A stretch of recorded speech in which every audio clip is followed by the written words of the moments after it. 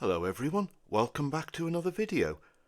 This video is going to be a little bit different from the others because a lot of you have been commenting on some of my videos recently how interested you are in the Simrig itself. So what kind of steering wheel do I use? What about the pedals? What about the monitors? That sort of thing. So I thought I would give you my first ever virtual rig tour. Before we get into the meat and drink of this video though, I do just want to point out a couple of things. I won't be revealing the prices that I paid for the products in particular. That's because I bought those products in 2021, 22, 23 and 24. It's now 2025 and in some instances those products will have been replaced. But if there is a price available, I will let you know what they are. Last but not least, I also won't be revealing the specs of my PC. That's because I bought this PC 3 years ago and it's no longer towards the top end of the market. Plus, you're not buying my PC anyway. With that in mind, now we can get into the video.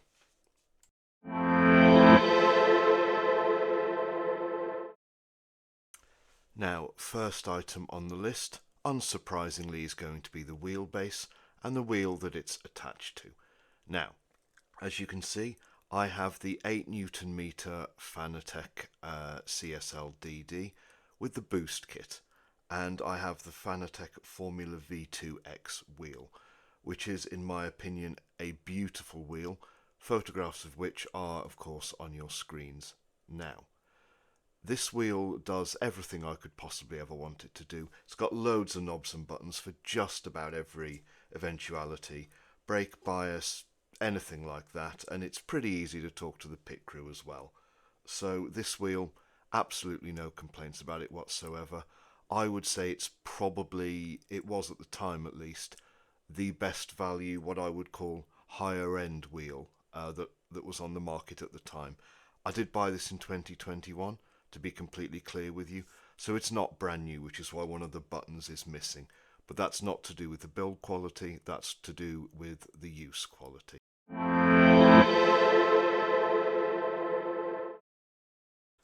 Next up, we have something that most sim racers agree is even more important than the wheelbase and the wheel. That's right, we've got the pedals. Now, I own a pair of Heuskinveld sprint pedals. I actually did do a video on this, probably about 6 months ago now, where when I was cleaning my rig, I trod on one of the cables and I broke it. I would say, despite everything you may hear about, oh, you can get things cheaper, yeah, you probably can. I would say the customer service from Heuskinveld was absolutely top notch. I broke my pedals on a Saturday at about 9 p.m. if I recall, and I messaged them via email, and they got back to me at what would have been about 10:30 Dutch time. I was stunned, and they sent me a full list of instructions and a completely free replacement cable with how to fit it as well. I was blown away by that, and I certainly won't forget it. The pedals feel absolutely spectacular. That's mostly because they are. They are highly recommended by sim racers pretty much everywhere as far as I can tell, and I recommend them as well. They are absolutely brilliant, and the customer service is out of this world. And of course, they feel great as well, especially when you overrun your braking marker a bit.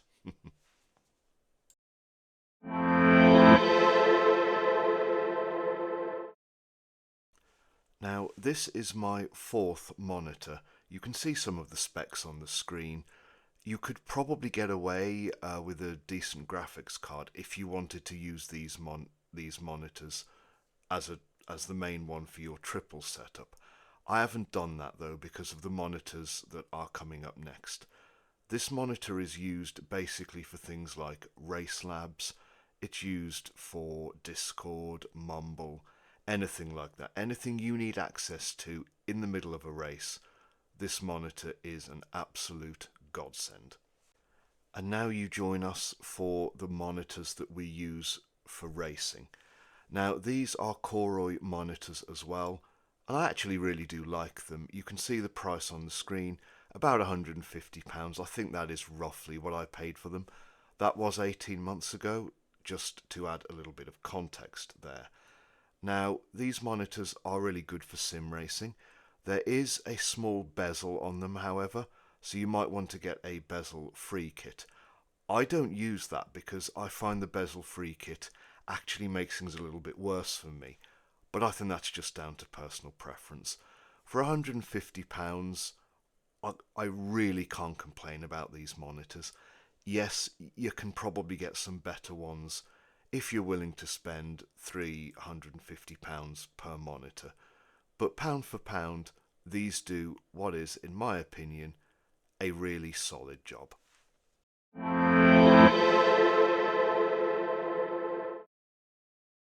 Moving swiftly on, we now have a look at the object that the monitors are actually attached to.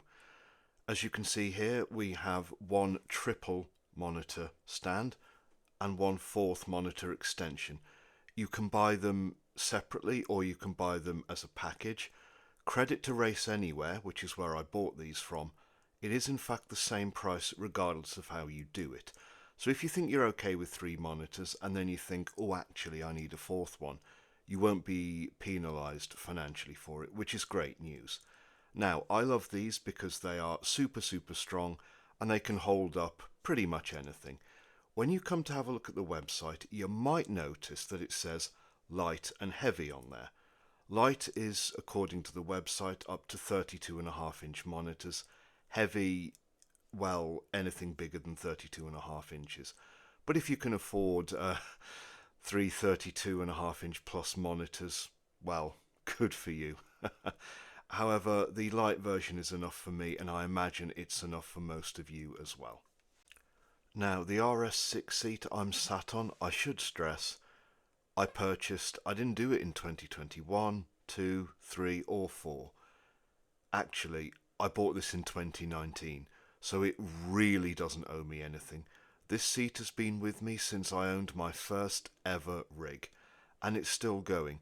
For those of you who saw the introduction, you'll notice that the plastic thing on the back has come off. Yeah, okay, it has. For goodness sake, the seat is 6 years old. I'm surprised it's still standing, or sitting if you prefer. The seat is comfortable for long distance, and I highly recommend it. For the price value, I think it's very good, especially when you read some of the horror stories about some of the more expensive seats. Now this is an interesting one. Everything else you have seen thus far comes from an organisation or someone that has international recognition. This isn't the case for my admittedly rather brilliant aluminium profile rig that my steering wheel and my seat are attached to. This is sold, or was sold, I don't know if it still is, by a chap called Si Turnbull on Buy and Sell Sim Race UK. He's very well known nationally. I don't think he ships abroad, so my understanding is that this would be UK only.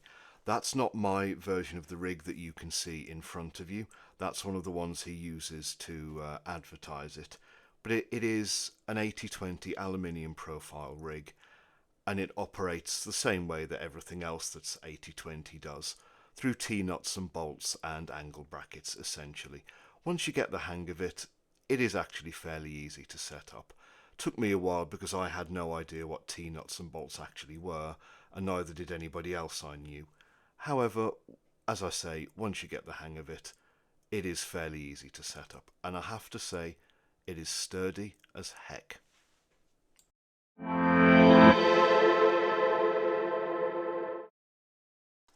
So it's the thing you all get to look at my beautiful face on first of all, the webcam. This is a near stream webcam that can be found on Amazon and lots of other shops as well. 60 FPS at 1080p. I realise that you can get better webcams. However, this does a job for me, and it's an upgrade on the previous model that we had, which if you look at some of my earlier videos, you will notice a very clear and very obvious upgrade. This costs around £50 at the moment, and for the purposes of clarity of image, it is much better than the previous one. So this one does come with my recommendation, but I would also recommend that you do download the software as well. And you can tell from on screen that you have the option to have 3 different settings of picture angles as well. Which, I mean, mine's on the narrowest one because my bedroom is behind me and none of you want to see that. So now, first up above my head, we have the SPK PAL 2.1 speakers. These can be plugged into an auxiliary 3.5mm jack, or they can go into your PC via USB. Either way, they will produce 11 watts of sound, which in my opinion is more than enough for your average and even your above average gamer. They of course come with a subwoofer as well, and I have absolutely no complaints about the sound quality so far. They are some of the best speakers that I've owned for many a year. Not since I left my parents' house some 18 years ago have I had a better pair of speakers than this. Absolutely no complaints whatsoever. I think they're really, really good. Now, I paid about £30 for these. I think they're a little bit more expensive now, but if you do want some really good sound quality, I can recommend them. Now, onto the other one, which is the Zeal Sound USB microphone kit. That is another wonderful microphone. It's one of the best that I've ever owned. Historically, I've always just used the headset ones that just come with, but that's when you're sim racing, especially in an endurance race, that is actually really quite tough to deal with just for ages and ages and ages on your head. You can never take them off because you're always communicating with your teammates. But actually, do you know what? Not having that to bother with is pretty amazing, really. I can't find the price for this as it's no longer available. However, I believe I roughly paid about £50 for it. Even so, you can probably get a similar microphone that does similar things, again with a table clamp just like this one, for a similar price. I got that one from Amazon. If you don't like it, well, you can always send it back as well, but it's definitely worth a shot. And so we reach this video's final act, the conclusion of our Simrig video.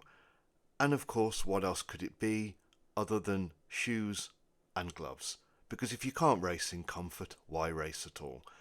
I got these from a company based in the UK called SimHound. They do also sell Sim Magic gear. However, none of us can afford that, so we'll just gloss over that. You can pick up these shoes, which, for those of you of a certain age, they feel a lot like the pumps that you used to wear for PE in primary school. If you're between about 25 and 40, you'll know exactly what I mean by that. And the gloves, I've got them here. They are lightweight and they feel pretty good, and they've got some decent grip on them as well. Now, to revert back to the pumps, when I first put them on I was a little bit concerned because they do feel very, very thin. But after 6 months of pretty considerable use, they're holding together pretty well, so they do seem to be made of good quality material. And thus comes to a close the first ever tour of my rig. Ladies and gents, I thoroughly enjoyed making this video, and I hope you enjoyed watching it. I had to learn a lot about content creation because I've never made a video this complex before. If you did like the video, the option to subscribe to the channel should be appearing on your screens right about now, along with another video that the algorithm thinks you might like. Hopefully you'll stick around on the channel. Thank you.